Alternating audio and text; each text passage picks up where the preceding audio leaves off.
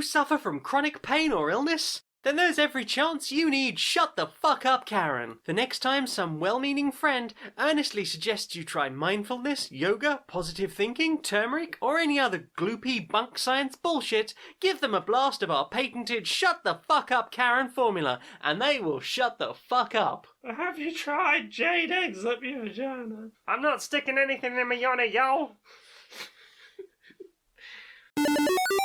Inside the boardroom of Electronic Active Softworks. Hi.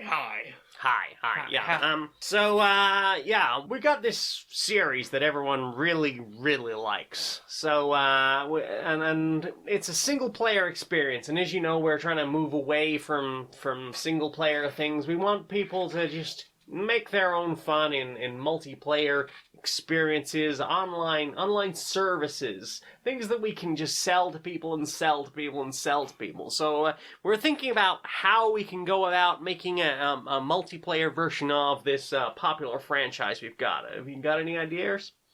So, the expectation I've been seeing a lot online, and I don't think this is going to work for us, is this idea that we keep all of the content we already do and also do multiplayer. That seems like a lot of work. That seems like a lot of work. I really can't be bothered to do that. Well, I certainly don't want to have to, keep whipping, underpaying, and overworking our staff. We're going to do that regardless of what game we make. But I don't want to have to keep that up for that long. I mean, it's hard work for me to, keep sending memos and things, What's your suggestion, then? What do you reckon we do? Well, my only thought so far is maybe we could just strip out all of the single player content, all the NPCs, everything that made it interesting. Maybe we'll keep some of the recordings that people find around and they have to get, go and uncover little mysteries throughout the game. But ultimately, we'll just rip all the game out and just, they can make their own fun between each other. So what you're saying is, we give them an empty shell and we expect them to make the fun. Yeah. I mean, we've got this demo we've been kicking around for a few years. I figure we just put some netcode in that and hope for the best. Sir, you're a fucking genius. I know.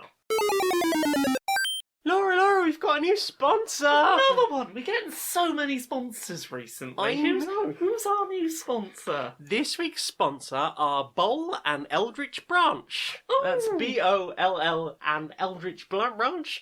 They are the ultimate in goth bedding. Tell me more about them. Well, they use their patented Micronomicon fabric, which ensures that you'll get a really weird night's sleep, wrapped in writhing tentacles. That sounds absolutely perfect for our sleeping arrangement. Absolutely. It will slowly cause your mind to collapse, and it's available in a range of colours, including black, raven, ebony, obsidian, midnight, ink, onyx, coal, soot, crow, sable, and jet. Perfect. Sometimes I really just hope my mind would slowly collapse, because honestly, life, right? I know, right? Especially right now. Yeah, and if tentacles are doing it, all the better. I know, right? I could probably rub one in while I'm there. Ah, brilliant. Can you remind us who's the sponsor and how do we get that sponsorship? That's Boll and Eldritch Branch. That's B-O-L-L and Eldritch Branch. And you just go to their website, that's bollandeldritchbranch.com, and you click the little microphone wrapped in tentacles symbol at the top of the page and enter code Q&PS45 for your chance to get at least 5% off having your mind collapsed. Indeed. And remember, you don't have to give them your address, it will just show up. Absolutely. That's B-O-L-L and Eldritch Branch. Are regular energy drinks just not doing it for you anymore? They really aren't. Try Spark! Oh my god! The can doesn't contain any liquid, but does contain a small battery which, when opened, will administer a tiny electric shock. Oh! It shouldn't cause you any long-term harm, but it's gonna hurt enough to wake you up and get you that alertness that you crave. My hair's on fire. Perfect for nights when you just really need to get focused on a sudden burst of short-lived pain, rather than how much you'd rather be taking a nap. Okay, I'll get back to work. Also available, Bolt, for when it's E3 week and staying awake just seems fundamentally impossible. Oh God, fun.